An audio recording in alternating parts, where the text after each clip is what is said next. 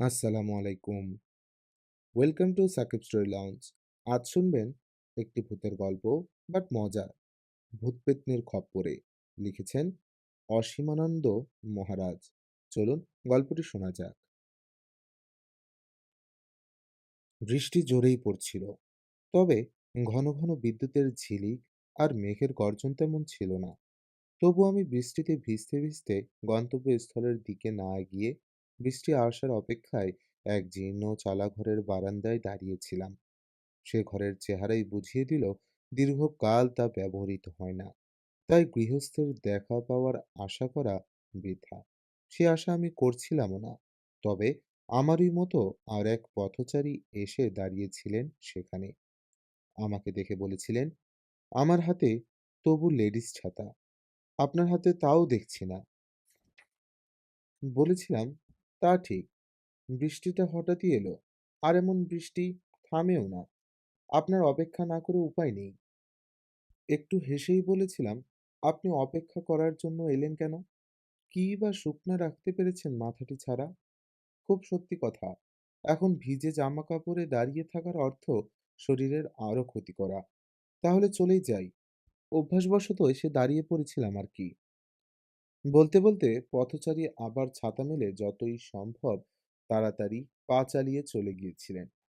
আমি একা দাঁড়িয়ে দাঁড়িয়ে বৃষ্টির গান গাইছিলাম। না গাইলেই বুঝি ভালো হতো। আরো কালো কালো মেঘ এসে জুটেছিল আকাশে। আর সে কি বৃষ্টি! রাত নামার আগেই চরাচর অন্ধকারে ডুবে গিয়েছিল। আমি সাহসী বলেই বরাবর সুবিদিত।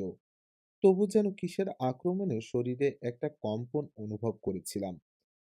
চারদিকে ম্যালেরিয়ার দাপট ঠিকই, তাহলেও ভয়েই আমি আক্রান্ত হয়েছিলাম। চেমাগুড়ি আমার কাছে নতুন গ্রাম। তার পথ ঘাট, ঘরবাড়ি, মানুষজন সবই আমার কাছে নতুন। যে পথচারীর সঙ্গে কথা হয়েছিল তিনিও আমার কাছে অপরিচিত। সম্প্রতি সেখানে আমার চাকরি উপলক্ষে বদলি হয়ে আসা। কারো সঙ্গে ব্যক্তিগত সম্পর্ক গড়ে ওঠার সুযোগ তখনও অনাগত।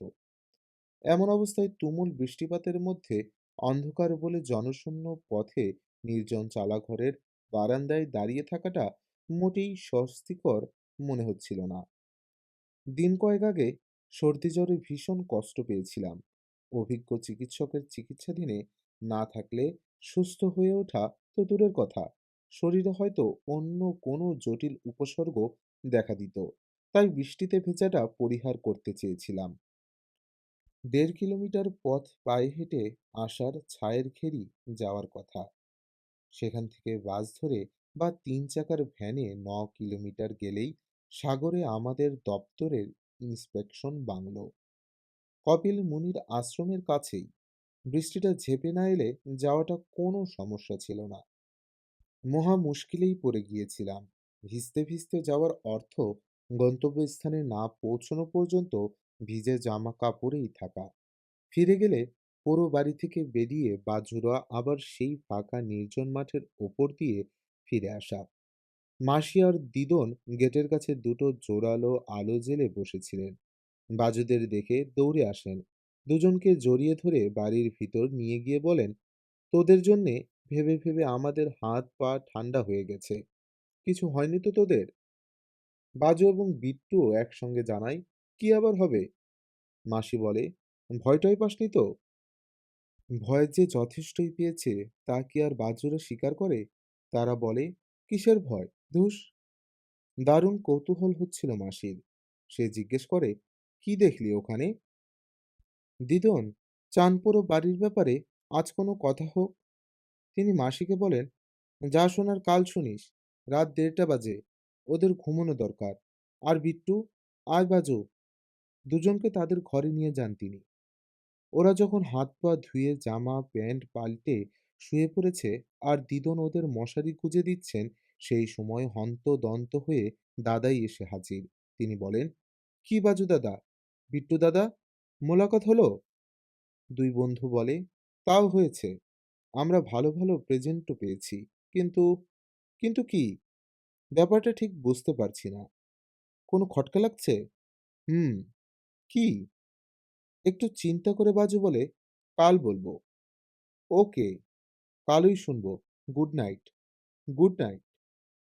দাদাই দাদন আর মাসিকে নিয়ে ঘর থেকে বেরিয়ে যান। ভোরবেলা তখনও রোদ ওঠেনি, আকাশটা আবছা মতো। হঠাৎ ঘুম ভেঙে যায় রাজুর।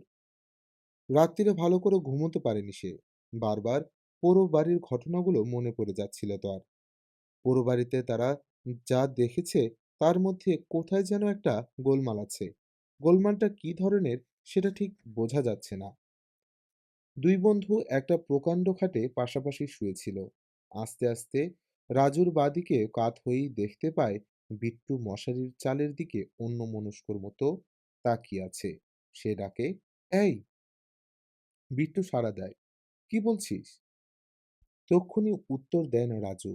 কি যেন ভেবে কিছুক্ষণ বাদে বলে, আচ্ছা, ভূতেরও তো শুনেছি দাঁত মুখ খিচিয়ে খালি ভয় দেখায়। হুম, কিন্তু কাল রাত্রে কি হলো? আমাদের সঙ্গে ভালো ভালো কথা বলল, কাজু চকলেট দিল। জানিস, আমার কিরকম যেন মনে হচ্ছে। আমারও তাই। রাত্রিরে ভালো ঘুম হয়নি, খালি এইসব কথা ভেবেছি। খানিকক্ষণ চুপচাপ, ঠোঁট কামড়াতে কামড়াতে কিছু চিন্তা করে রাজু। তারপর বলে, এক কাজ করি চল। বিট্টু বলে, কি রে? কাউকে না জানিয়ে চুপি চুপি এখন একবার ওই পোড়ো বাড়িটায় যাই চল। আমার মনে হয় কোনো একটা ক্লু টুলু পেয়ে যাব। দুই বন্ধু অজস্র ডিটেকটিভ গল্প পড়েছে। তাদের ধারণা শার্লক হোম, কিরাটি রায়, ফেলুদার মতো তারাও একটি দুর্ধর্ষ গোয়েন্দা। পোড়ো বাড়ির ভূতটিকে মেনে নিতে তাদের আটকাচ্ছে। নিশ্চয়ই এর ভেতর কোনো রহস্য আছে। আমিও তাই ভাবছিলাম। চল, এক্ষুনি বেরিয়ে পড়ি। বিট্টু প্রায় লাফ দিয়ে উঠে পড়ে। মামাবাড়িতে এখনো কেউ ওঠেনি। বিট্টু আর রাজু নিঃশব্দে গেট খুলে বেরিয়ে পড়ে। পোড়ো বাড়ির দোতলায় সেই ঘরটিতে এসে দেখতে পায় দেওয়ালের কাছে যেখানে কালো দুটো জ্বলন্ত চোখ আর লম্বা লম্বা সাদা দাঁত দেখেছিল, সেখানে অনেকগুলো ইট থাকে থাকে সাজিয়ে উঁচু বেদির মতো করা হয়েছে। তার ওপর কালো কাপড়ের বিরাট এক আলখাল্লা পড়ে আছে। সেটা তুলে ধরতেই দেখা যায় দুই জায়গায় গোল করে কি যেন লাগানো রয়েছে। আবছা অন্ধকারে সে দুটো যেন জ্বলছে। বাজু খুঁটিয়ে খুঁটিয়ে দেখে বলে, ফসফরাস। কাল রাত্রি এই দেখে মনে হয়েছিল ভূতের চোখ। এদিকে বিট্টু সাদা শোলার তৈরি দাঁতের পাটি আবিষ্কার করে ফেলে। বলে, এই দেখ, ভূতের দাঁত। কাল এগুলোকে চোখের নিচে আটকে আমাদের ভয় দেখানো হয়েছিল। হ্যাঁ, রাজু বলে, দেখ তো আর কিছু ক্লু পাওয়া যায় কিনা। খোঁজাখুঁজি করতে করতে দুই বন্ধুর চোখে পড়ে ঘরের মেঝের ধুলোতে তাদের জুতোর ছাপ ছাড়াও বড় কেটসের দাগ পড়ে আছে। দাগগুলোর পাশে বসে দুই বন্ধু অনেকক্ষণ ঝুঁকে দেখতে থাকে। তারপর হঠাৎ উঠে দাঁড়িয়ে ভীষণ ব্যস্তভাবে রাজু বলে, তুই এখানে থাক, আমি 10 মিনিটের মধ্যে চলে আসছি। বলে দৌড়াতে দৌড়াতে বেরিয়ে যায়। 10 মিনিটও লাগে না, তার অনেক আগেই এক জোড়া কেটস নিয়ে ফিরে আসে রাজু। তারপর পুরনো দাগগুলো পাশে কেটস রেখে চাপ দিতেই নতুন দাগ হয়ে যায়। আগের দাগ আর এই দাগ হুবহু এক। অর্থাৎ রাজু যে কেটস নিয়ে এসেছে সেটা পরে কাল কেউ এখানে এসেছিল।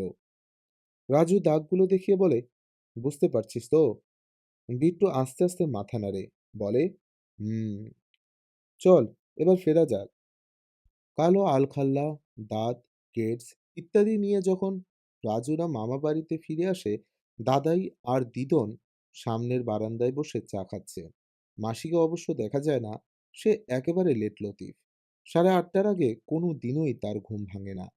রাজুদের দেখে অবাক হয়ে যান দাদাই আর দিদন। দাদাই বলেন, এ কি, কোথায় গিয়েছিলে তোমরা? বিট্টু বলে, ভোরবেলা ঘুম ভেঙে গেল, তাই ভাবলাম ওই পোড়ো বাড়িটায় একবার ঘুরে আসি। দাদাই চমকে ওঠেন, গিয়েছিলি নাকি? হ্যাঁ, গেলাম। ভাবলাম দেখি যদি কালকের সেই মক্কেলের সঙ্গে দেখা হয়ে যায়। কি সর্বনাশ! রাজু বলে, দেখা হলো না, তবে তার জার্সিটা নিয়ে এসেছি। বলে সেই আলখাল্লাটা এবং দাঁতগুলো তুলে ধরে। তারপর সেগুলো নামিয়ে রেখে সেই কেটস দুটো দেখিয়ে বলে, পোড়ো বাড়ির এই ঘরটায় ধুলোর ওপর এগুলোর অনেক ছাপ রয়েছে।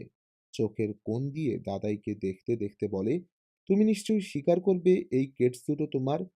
এ দুটো পরে তুমি বিকেলের লেকের দিকে বেড়াতে যাও না? ঢোক গিলেই দাদাই বলেন, হ্যাঁ, আমারই তো। কিন্তু আমরা কোত্থেকে নিয়ে এলাম জানতে চাইছো কি? হ্যাঁ, ছাপের সঙ্গে মেলাবার জন্যে বাড়ি থেকে নিয়ে গিয়েছিলাম। আস্তে আস্তে মাথা নাড়তে নাড়তে রাজু বলতে থাকে, দিস ইজ ব্যাড দাদাই। আমাদের বিশ্বাস করবার জন্যে শেষ পর্যন্ত তোমাকে ভূত সাজতে হলো। দিদন হঠাৎ ভীষণ রেগে গিয়ে দাদাইকে বলে, ছি ছি, এ কি করেছো তুমি? যদি কিছু একটা হয়ে যেত, তোমার কি আক্কেল নেই? দাদাই কাঁচুমাচু মুখে বলেন, ওদের সাহস কতখানি সেটাই পরখ করছিলাম। ওখানে গিয়ে তো ক্ষতি হয়নি, কাজু বাদাম পেয়েছে, চকোবার পেয়েছে। রাজু বলে, ভূত যে আছে তা কিন্তু প্রমাণ করতে পারোনি দাদাই, আমাদের স্রেফ ধাপ্পা দিয়েছ। দাদাই বলেন, তা হয়তো দিয়েছি, কিন্তু একটা কথার জবাব দাও তো দাদারা। কি? কাল জ্বলন্ত চোখ আর লম্বা লম্বা দাঁত দেখে তোমরা ভয় পাওনি? রাজু বিট্টু দুজনেই হকচকিয়ে যায়। বলে, মিথ্যে কথা বলবো না, সত্যি ভয় পেয়েছিলাম দাদাই। এবার হেসে হেসে বলেন, ভূতটুত নেই, আবার আছেও। কোথায় আছে জানে আমাদের মনের ভেতর। ভয় পেলেই সে তোমাকে চেপে ধরবে, যেমন কাল ধরেছিল। ভয় না পেলে তোমাদের 100 মাইলের ভেতর সে ঘষবে না। কি বলেছিলাম না গল্পটি মজার? প্রমাণ পেলেন তো? গল্পটি কেমন লাগলো কমেন্টে জানান। লাইক দিন, শেয়ার করুন আপনার বন্ধুদের সঙ্গে। আজকে এ পর্যন্তই। আবার কোনো দিন নিয়ে আসবো একটি নতুন গল্প নিয়ে, যা ভূতেরও হতে পারে, থ্রিলার গল্প হতে পারে। আমাদের সাথে থাকার জন্য ধন্যবাদ। আজকে এই পর্যন্তই। সুস্থ থাকুন, ভালো থাকুন, স্টোরি লাউঞ্জের সাথেই থাকুন।